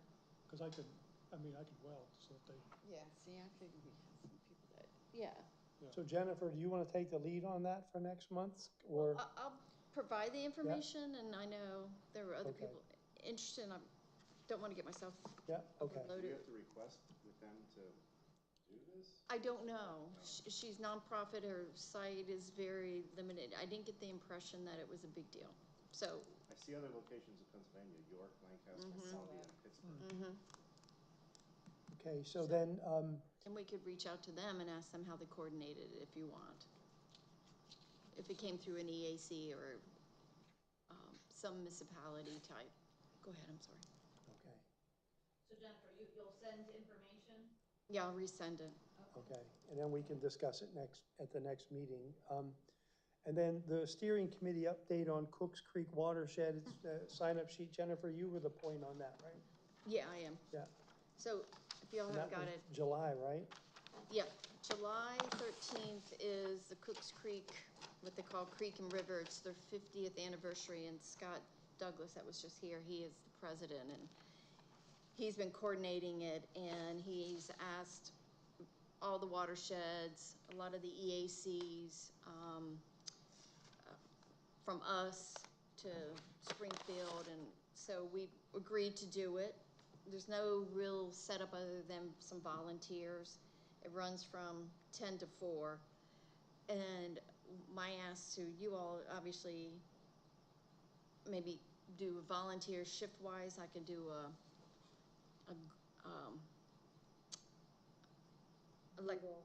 thank you, I couldn't remember, thank you, a doodle, so if people wanted to sign up. But the other ask is, what do we want to display? Like, we'll have a table, you know, encouraging people. We could do the rain barrels. The Saucon Creek watershed is doing it, and what we're gonna do is we're getting kind of kid elementary type displays that they use to help kids understand how watersheds work, and they have different things, and they have like where kids could put their heads into bugs and their parents could take the pictures and stuff. So we'll be sitting next to each other so we can kind of feed off, is my thought. But I know we have the rain barrels next door.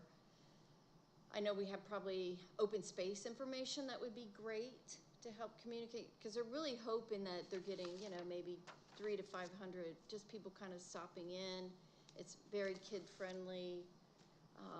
So, any thoughts? I'll help you. Thank you. I'll do the doodle, and then we can. I'll help you. Okay.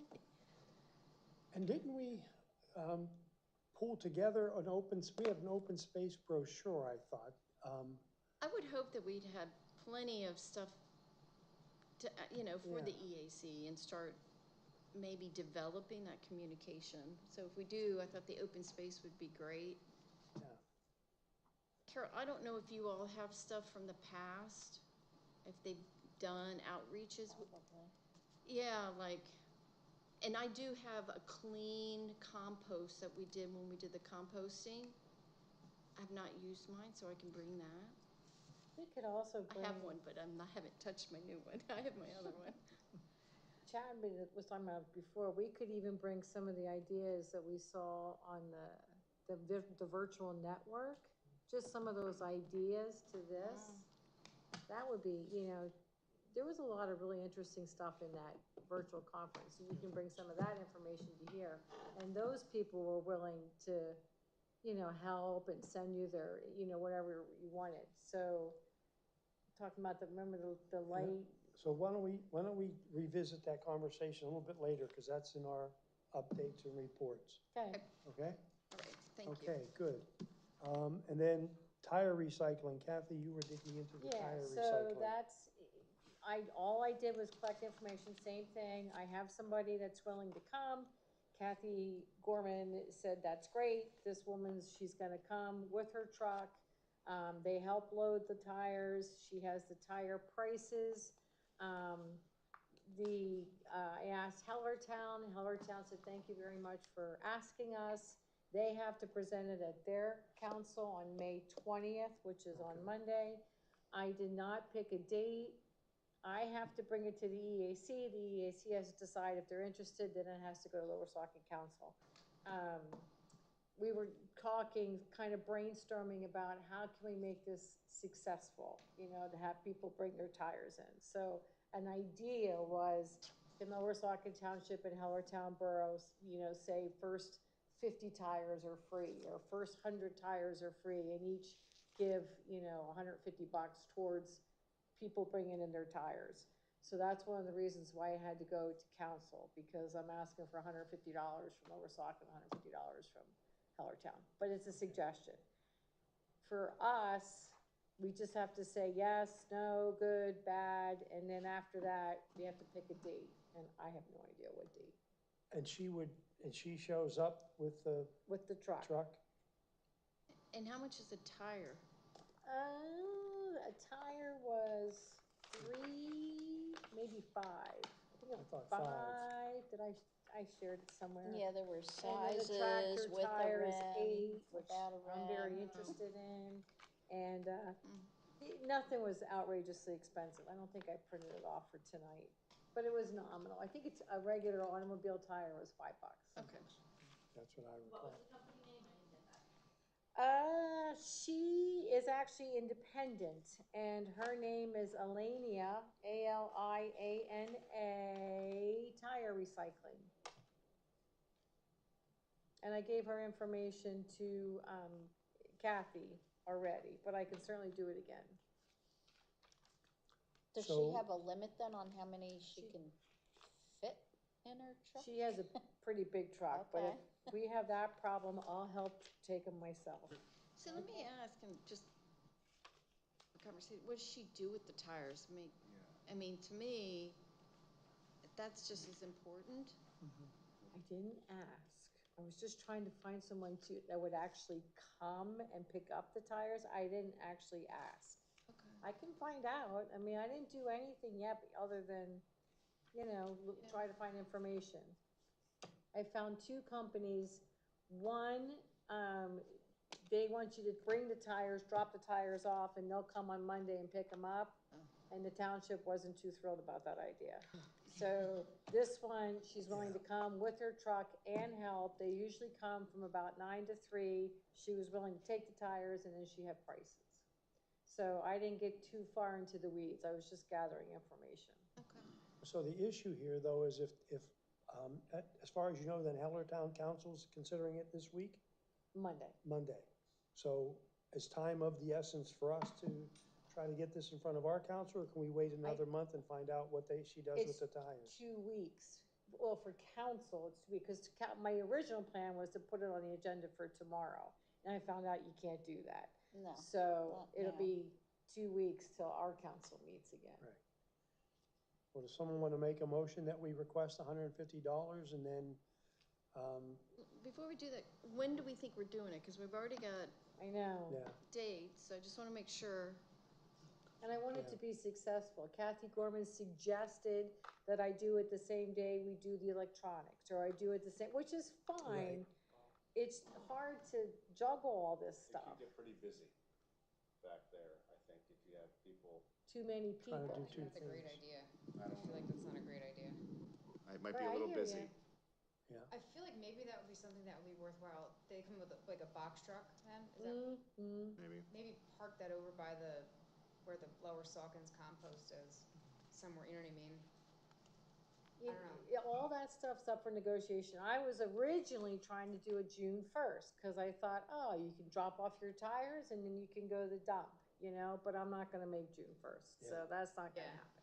So, the date really is up to everybody else. And we Yeah. can table that too. I'm okay with that. This is just information. All right, so why And don't, we do why have don't to you put a find out, motion. it'd be good too to find out what they do with the tires, to see whether these Yeah. go into playgrounds or whether they go to Yeah. China. Yeah, I can find out. Good to know Yeah. that downstream, Okay, what they're being used for. why don't we do that, and then we'll talk about this That's again fine. in June.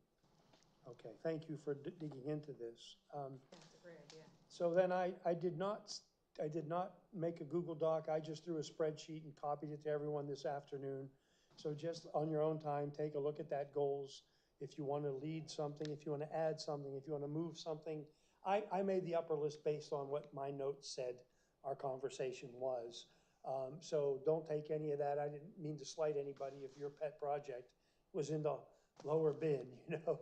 We can have second and third tier, whatever. So I would just ask everyone, make whatever adjustments you want to make, send me that copy as an attached file. I'll pull it all, I'll compile it all, okay? I'm sorry. You said you have an Excel spreadsheet. Yeah, I sent it at about I probably missed it. 5 o'clock. Yeah, Okay. just late today, right when I was going through my last All read of this. So, okay? All right, then, the next things brings us to, are there any, let's see, development items, developer items comes up. And of course, you got the letter from Hanover. And as far as I could tell, Hanover's comments should address the things we discussed insofar as they are requesting a more comprehensive carbonate review rather than what they included in their carbonate review. And so I don't know if we wanted to add anything to that or just wait and because they're gonna have to come forward with more information at Hanover's request. So I'm counting on the fact that, you know, their request for more information for the carbonates will cover some of the issues that I raised.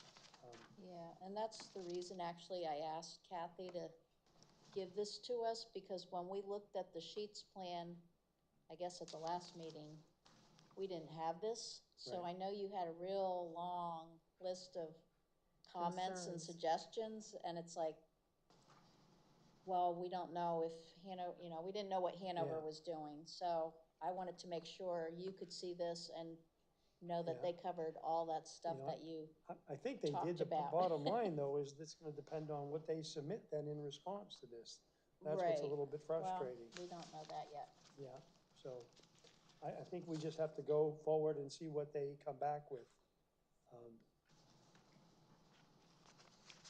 Anybody have any other thoughts on that? Okay, then, let me get back to the agenda. Public comment, I see we have, Tim here from Red Barn. Do you have any particular comment, Tim? You're here for some reason. Just to see what was gonna come up on the junkyard issue. Okay, That's all. so if you want to bear with us, we're almost there, or if you're in a hurry, we can rush it up the item. Let's run it up let's do it right now. Because what it came down to is, and I'm sorry now that I realize you're sitting there and you've been sitting here, but basically, it's been made clear to us by the township manager that this isn't an EAC issue, it's a zoning issue, and it's been referred to the zoning officer. Now, I don't know if the outgoing zoning officer addressed this, I doubt it. I wouldn't do it on my way out the door. So I think, I think right now, we're kind of in a holding We have pattern. reinforcements, Kathy has help lined up for zoning, so, in the interim. So whether they're picking it up or we're waiting till we hire somebody, I'm not positive, but. I apologize, because Tim and I were talking. I thought Kathy said that the zoning officer was gonna tell us tonight what he found and what he was supposed to. Oh, I well, mean, maybe Okay. that was I guess between before then and now, he, put in decided, his resignation. okay, Yes. okay. Okay, so we're I kind didn't of know out of the that. mix.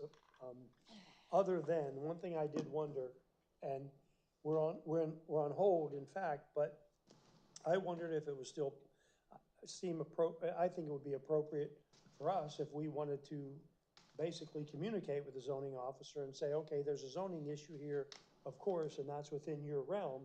On the other hand, we want to register a concern that there are environmental issues likely involved here as well, and that we think you should take that in consideration. I think that's second. appropriate for us to do that. So what we could do, here's the simple thing to do. Given that we're waiting, we're gonna be stuck waiting, I can draft a memo, so to speak, and put it on our agenda for next meeting, and we can review it, and then vote on whether we want to proceed with submitting that to the zoning officer. I don't imagine we're gonna have a zoning officer Friday. I mean, Well, we're hoping, I think, maybe to get something in place tomorrow, but oh, It's gonna be third party now. depends, yeah, probably, That's probably because you come need at a somebody, hefty cost. okay, so, So- I don't know. all right. We can have time on this. Stop zoning them. Township business and. Huh? I said you can't stop township. Yeah, we're gonna have at least a third-party agency in place, and then see from there. And I'm wondering if this requires a motion, or if this is something I that, think it does.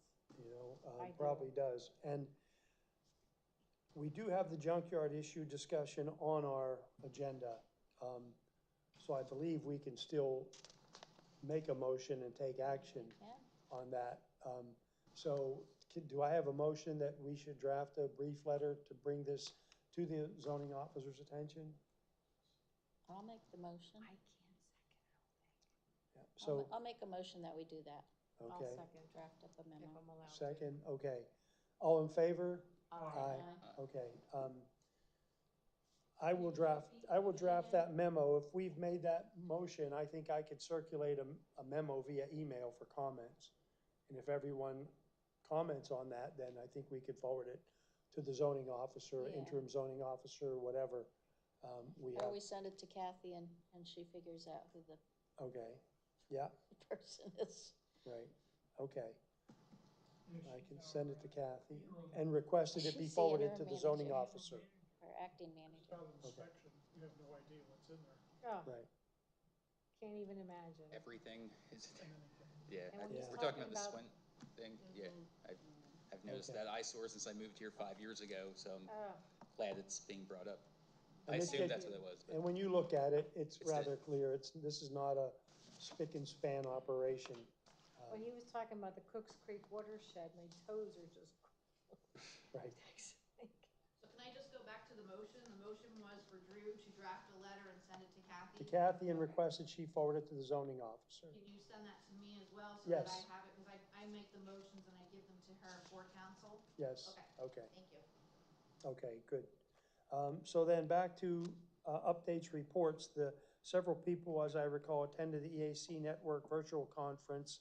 And so if anyone wants to bring to the rest of our attention anything that in particular might be helpful for us to consider, likewise, feel free if you participated in that and you're thinking back or reviewing your notes or just pondering your experience, if that then inspires you to put something on that goals and objectives spreadsheet, then we can do it that way too. And then adopt the road dates for spring and fall. Where were we with that? I don't recall, I Our guess. road was gone. Our The road is closed, right? It's closed. Road You can still access it. It Okay. can still be accessed. That's what I was told by Roger.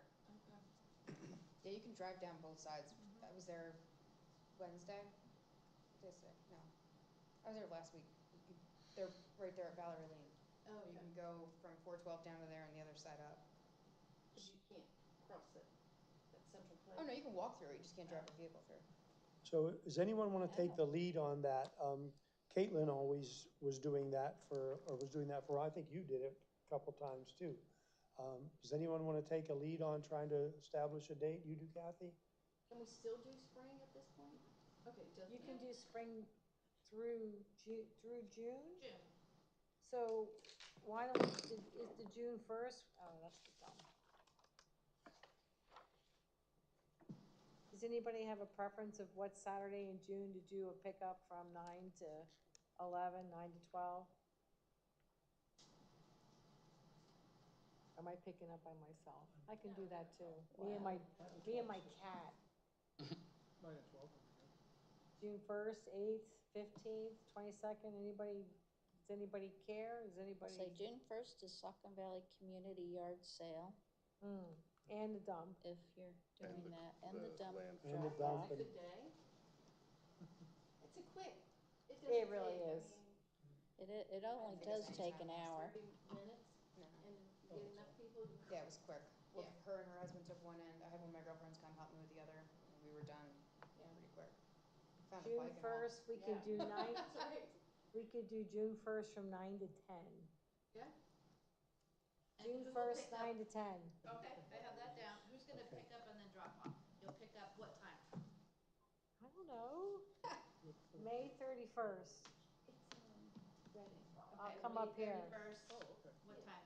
I have to Yeah, schedule public works to be there. There's a process, that's 10 why I o'clock. asked. You'll be there at 10 o'clock to pick up the Over supplies. here at Roger, right? Yes. Yeah. On the side building, 10 a.m. and then drop off. Monday at 10 a.m. Okay, so that's 6. Okay, and we'll worry about fall when we get closer to fall. So we're doing this the same day as the landfill. Only from 9 to 10. Yeah, but we have nothing to do with the land. I understand. Yeah, so, should be good. From 9 to 10, Okay, so then there's, What road do we have again? Reading. It's Reading. It's the one from 412 crosses over to Bingen. Bingham. Bingen. okay, and then item C is just point of information that the Bethlehem landfill has a spring cleanup for residents June 1st and October 5th.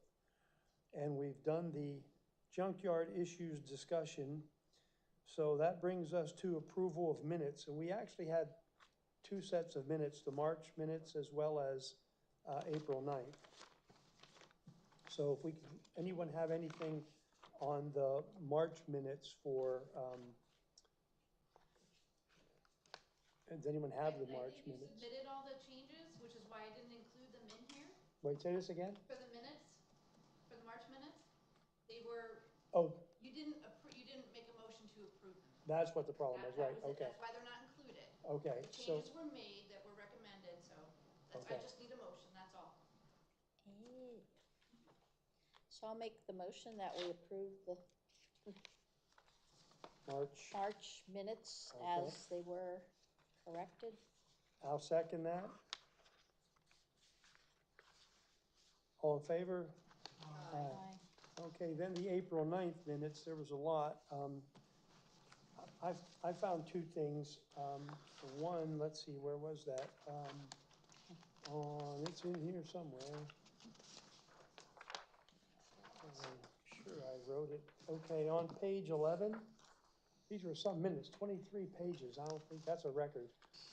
And then line number 3, There we go. fictitious, the first word should be facetious. What line was that again? I'm sorry. Page 11, line 3. Line 3. Yeah, fictitious should be facetious. Fictitious kind of worked, but, Diane did the minutes. I had minutes to Yeah. do from the day before that were a couple hours long, Yeah, so and she then- did these. I'm guessing on this, someone, I'm not sure who was speaking here, but on page 22, line 19, the word sorely, they were sorely suggesting that, I think that might have been sort of. They were sort of suggesting that we just put our posts on township page. What line was that? That was page 22. Page line- 22, line 19. And you put it solely, Sort of, I think, sort of. Okay. instead of sorely. I think that was accurate. Does anybody else come across anything? Okay, so a motion to approve the minutes as corrected? Jennifer, who seconds? 1 second. Okay, Laura Ray seconds, Kathy seconds, all in favor? Aye. Motion to adjourn, So moved. so moved, second, I'll second that. All in favor? Aye, all right, All right, Judy second, who was first? I'm sorry. okay. Laura Ray, I think, made the motion to adjourn, Sure. and I seconded. Jack, you want to do a EAC Facebook, right? Did we talk about, or did I Yeah, miss no, that? the issue with that is, I guess it wasn't on our agenda, but, Meeting is not adjourned. No, No. it was a adjourned. private conversation. no, but the issue with that was, I guess Laura might be able, shed more light, but we were informed that, we shouldn't be doing anything by way of a Facebook or official page because of ongoing litigation. Okay. That's what I understood. Did I cover that kind of right, Laura? Yeah, sort of. There's a lot of information that we could share, you know. What the hell is the point of doing anything if people you can't inform the residents about it? And they're not gonna click on the on the Lower Saucon Township homepage, EAC, No. like, they're just not going That's to. asinine. Okay, I didn't know that. Well, I guess people in the can do meantime, their it'll own. take a, well, you know, So I don't know if it's we on can wait us till then something's Yeah. to clear up post or it to the what. local boards that we already have. You can send stuff to me and I can post it. But I you don't- post it on the on the Lower Saucon township site. Township website, A website, but we're talking about something Face- She can post it on Facebook. the, Well, on they the have a township Facebook, Facebook, too. but the difference is like getting people to follow, you know what I mean, that are like-minded and interested, and then it just pops up organically without them having to seek it, you know what I mean? But Carol posted, we can always share it, you know, it's just the onus is on us then, you know what I mean, which is fine, it's just, it would be nice to have something more interactive. Yeah, And it'd be nice to be like with this goals and projects, you know, to get some of this stuff implemented, you need community participation, you know, so. Is there, what is it, what's So at we the can't farmer's create market, is it the an watershed email that lives address. there? Do they do it with? And we can't What is a booth at the set up a farmer's market? Facebook We page have, for the EAC specific. Yeah. we've had a booth. Okay. Would they be willing if we had like put together a little like 4x6 their own like flyer of like the EAC. events we have coming And then up? part of Just, it would like, be, little you know, stack on like the making a table, little maybe? graphic that's got the, like an advertisement, right? And having that with our logo on it and when the date and all the pertinent information and then being able to have that out and then shared across the Hellertown I think that's where some of the groups, problem the comes Lower out. Saucon groups, the Yeah. Buy Nothing group, that, you know, like all these Okay. different feeds Right, that it people doesn't are. matter if you're a Lower Saucon Township resident for a lot of this stuff, it's, you know, just having people participate in whatever, you know, all this. So we're stuff. officially adjourned, this is off the record, but I will talk to Kathy to try to get my own better understanding Are we off the record? of this I'm situation. trying, hold on, guys. Yeah, we, Because I don't really have a complete grasp on this. You wanna be off the record, wait a second. I'm sorry? If you wanna be off the record, wait 1 second. we adjourned. Well, we were not. Yeah, I shouldn't have asked the question, I just know he was eager to get